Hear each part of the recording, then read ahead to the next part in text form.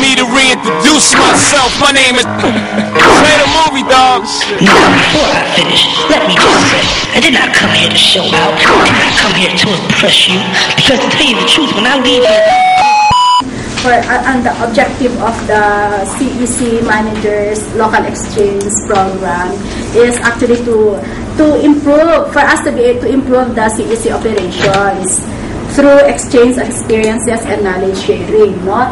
So we are able to do this through visits to the different CECs. No? So iba-ibang klaseng CECs po yung naka-line up na pupuntahan natin. May FITS, meron pong ELGU CEC, CICT CEC, and then we have the E-Eskwela, and then the Bantay Bata, which is run by... Direction na tayo, may vision tayo. And then the roadmap, siya yung nag-outline ng vision natin for 2010. And that is to establish at least one community center in every municipality. Now, the roadmap has basically 4 components. Yun na nga po yung infrastructure, content development, capacity building, and CEC development and management.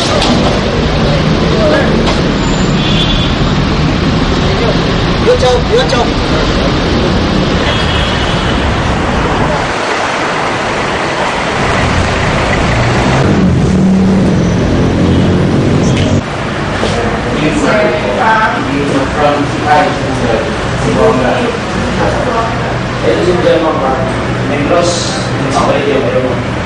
The operation of this center is being managed by the National Capital Region, NCR region.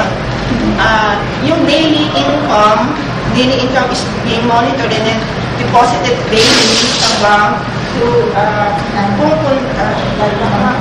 pupunta sa central office. Kasi naka-modem siya. Yung ginawa ng Globe, may modem sila sa cell site, may modem din sila sa side namin. So from the modem punta sa router namin, yung router namin siguro alam niyo sir, it costs 120,000 yung router. 1, 2, 3.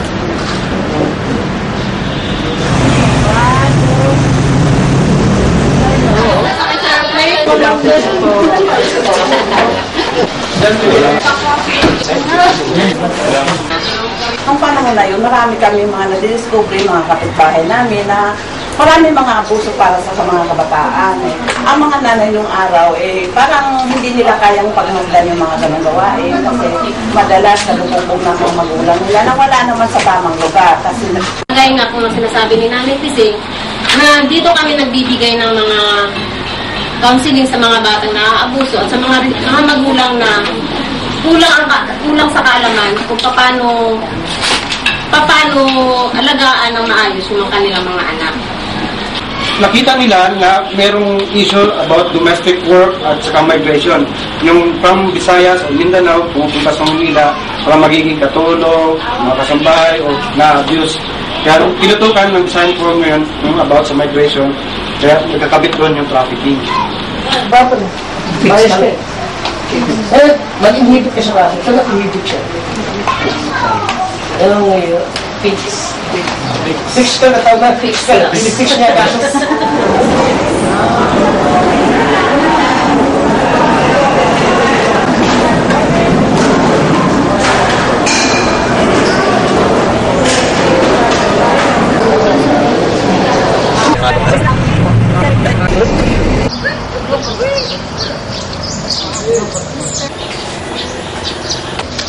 Yay!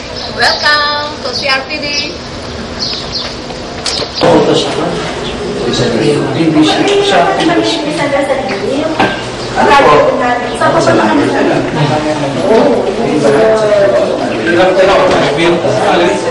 Farming system, sinagalan namin sa iba-ibang sites namin, development site ng PBS.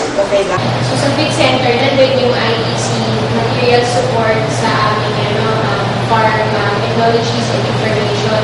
So kami po dito sa CRTD, nagpapandak kami ng training programs.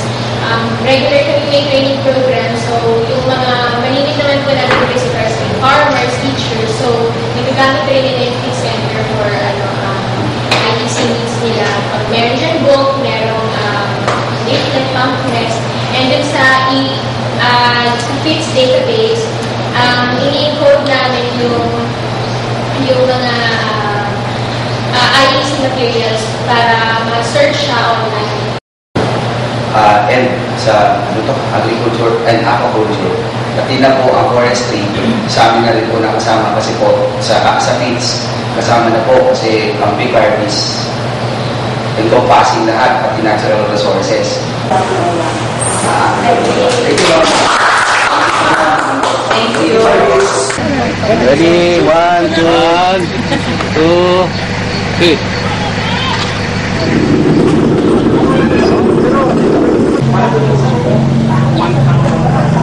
Pinamalitan po namin sa mga teachers sa mga public school po dito na nag-offer po ang Municipality of Killeen ng free internet usage. Na target po is yung mga estudyante talaga kasi kaya po pagmaalam, makakabili sila. Meron namang bumili ng computer, wala namang nagamit.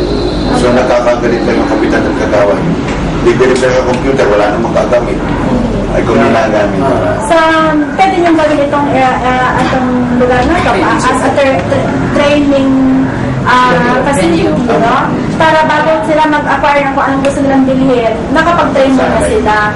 Then, pag marunong na sila, tsaka bibili. So, at least may magagamit sila para mag-congratulations.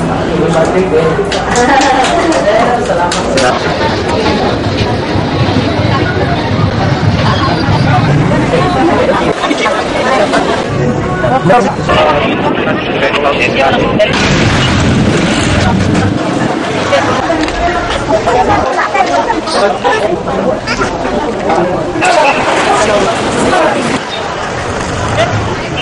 po.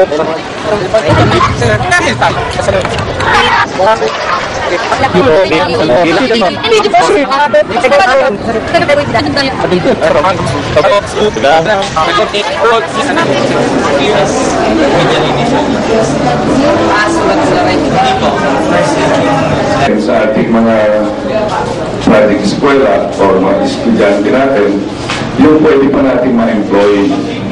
So, para naman po pabigyan natin sila ng employability enhancement at tuloy ma-i-place natin sila sa mga iba't-ibang kumpanya dito po, kung di man dito sa Luzon, sa labas po ng ating Luzon sa Metro Manila. In fact, ang Public Employment Service Office po, last year, we were able to deploy through referrals. We were able to deploy 2,749 constituent po namin. And out of that, nasa 75 po ang kapag overseas. yan. Pag kinig ng pre-test lesson 1, lesson 2, wala. Hindi siya masasagutan.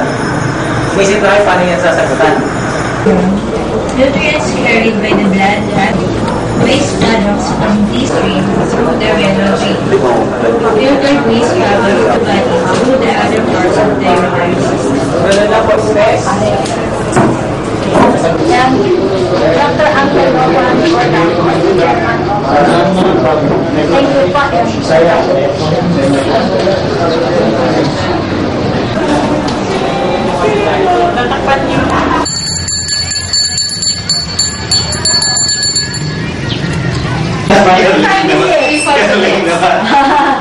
And then Don't start. the next is starting 1:30.